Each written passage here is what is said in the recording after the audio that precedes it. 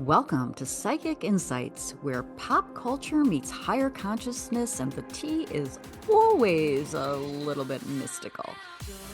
I'm Robin Richardson, your psychic girlfriend, and around here we don't just watch the drama unfold, we read the energy behind it, whether it's celebrity scandals, reality TV, chaos, or true crime with a twist. I'm tuning in to bring you the intuitive scoop, the headlines miss. So buckle up, because your aura's about to get entertained. Hey, it's me, your psychic girlfriend. Welcome back to my channel. Last night I got the privilege and I was so grateful to be able to catch about an hour and a half of Megan Fox interviewing Clayton Echard. My son came over for dinner, and my son is a year younger than Clayton. So it actually kind of brought a little clarity to, or gave me a little bit more perspective on how hard some of us may have been or are on reality TV personalities like Clayton. But watching Megan interview Clayton, I just can't help but think how healthy and happy and wonderful Clayton looks. And he shared a lot of things that I thought were really interesting. So I'm going to do a couple episodes based on a few things that he had said. But today, this is kind of a little love letter to Clayton. I want to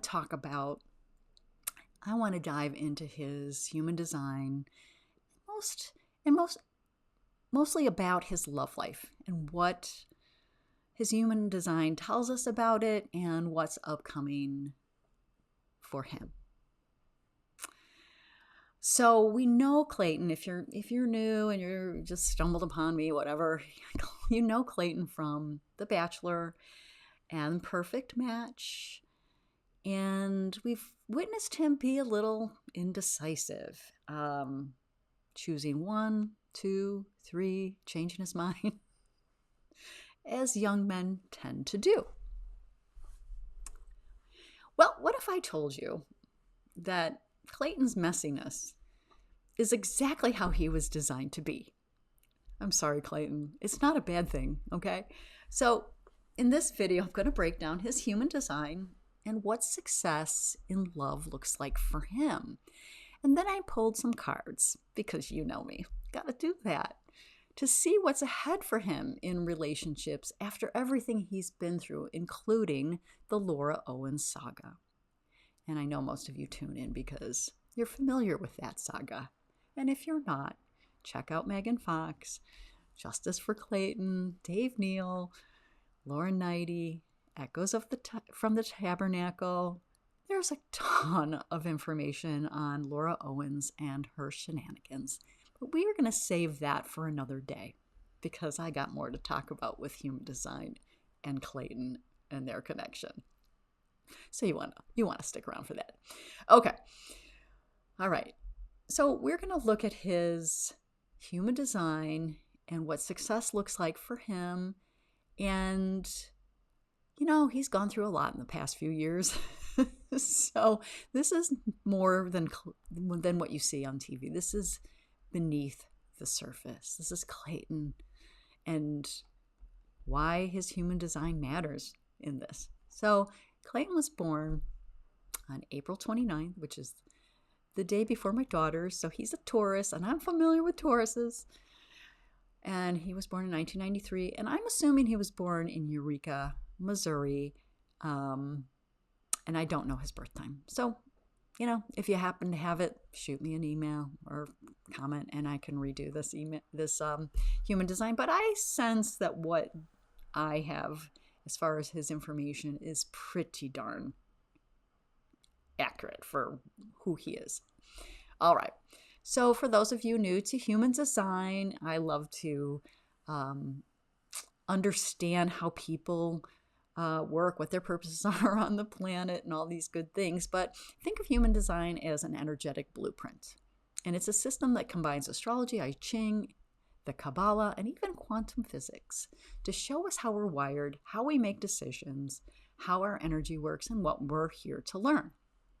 And in love, human design is so powerful because it shows you what kind of relationships actually align with your energy and which ones are going to leave you frustrated, drained, or confused. And I'm not talking whether you like a 6'4" football player, blonde, whatever. Like, has had nothing to do with it, okay?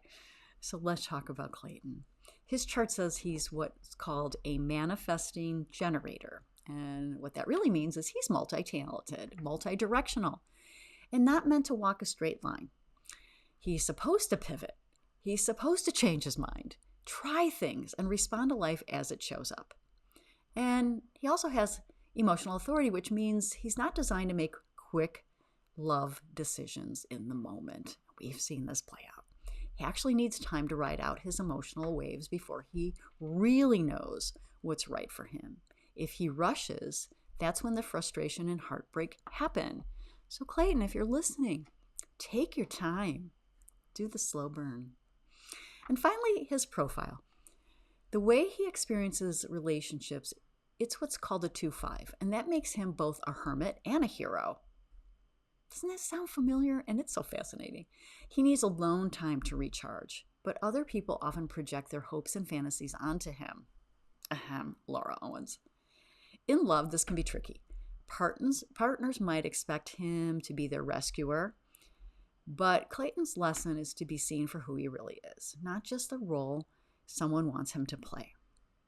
Now, if you watched him on The Bachelor or Perfect Match, you probably noticed how often he changed his mind. One moment, it's this person, and the next, it's someone else.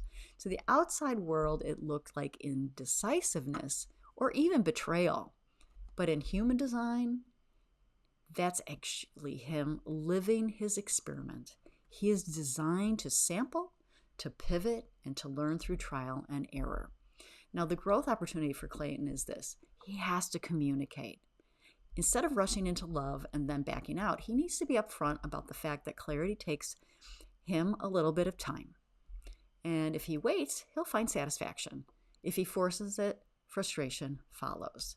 So, really, these dating reality shows are probably not the best for him because they're quick and they force him to make decisions very fast. That's not in alignment with his human design. Personally, I think he should go on Battle Camp because I love that show. I think he would be good. I digress.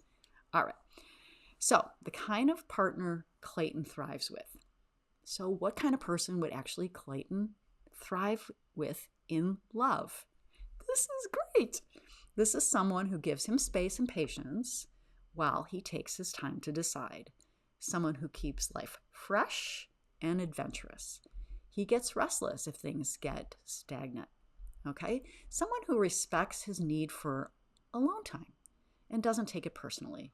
And more importantly, someone who sees the real Clayton, not just the hero or the fantasy figure they want him to be.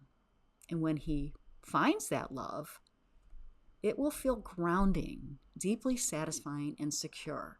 Notice I didn't say she's blonde, she's this, or she's that.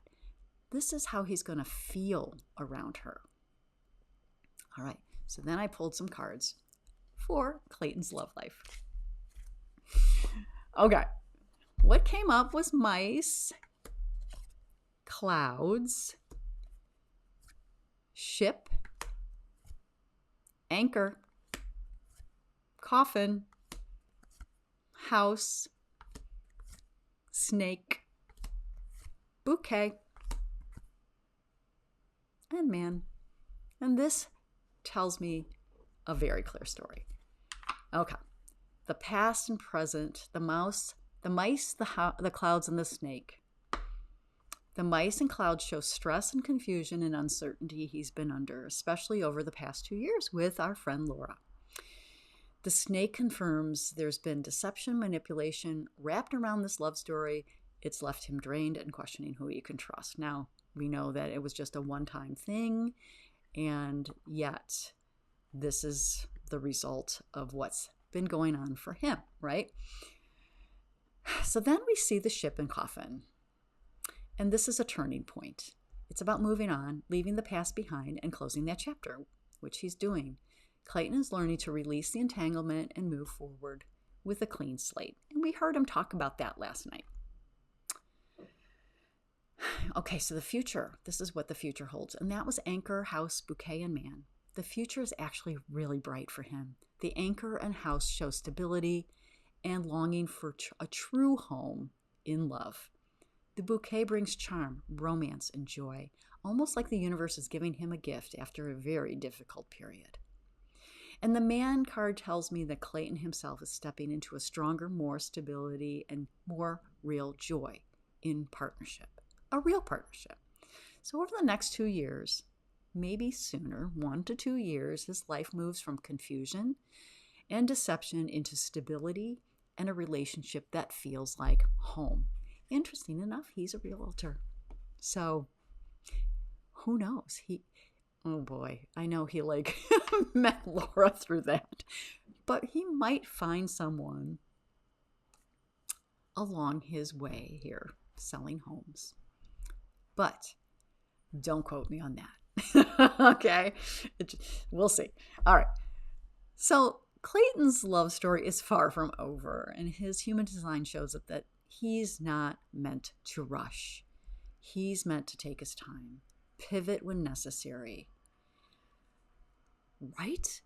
And eventually he'll land in the kind of relationship that feels deeply satisfying. And the cards confirm that after the storm, there's stability and joy waiting for him. So, Clayton, if you're listening, what do you think? And what do you, my audience, think? Have you seen Clayton differently after hearing his design and this reading? Let me know in the comments. And if you'd like to explore your own design or love blueprint, I've linked information below on how you can get a reading with me. And don't forget to like, subscribe, and share this with anyone who's been following Clayton's journey. And I think in the next couple episodes, I am going to, I did already, we'll see when I can record it and upload it, but Laura's human design and Clayton's, what their karmic contract is, and there is one, and why it's a good thing for Clayton. Not so good for Laura, but this is it's been enlightening for me to look at these situations from a spiritual perspective in different tools that I have accessible to me. And I love sharing them with you. And we'll also dive into Laura and her mother a little deeper. I'm trying to find more information on our friend Laura and her mom and what their human designs say together. So stay tuned for that because it's fascinating to me and I love presenting it to you. All right. This has been Robin Richardson, your psychic girlfriend. And please like and share and subscribe and hit the little bell and do all those things because it helps my channel. And I love doing this work. And I would love to continue presenting it to you. And I'll see you in the next one.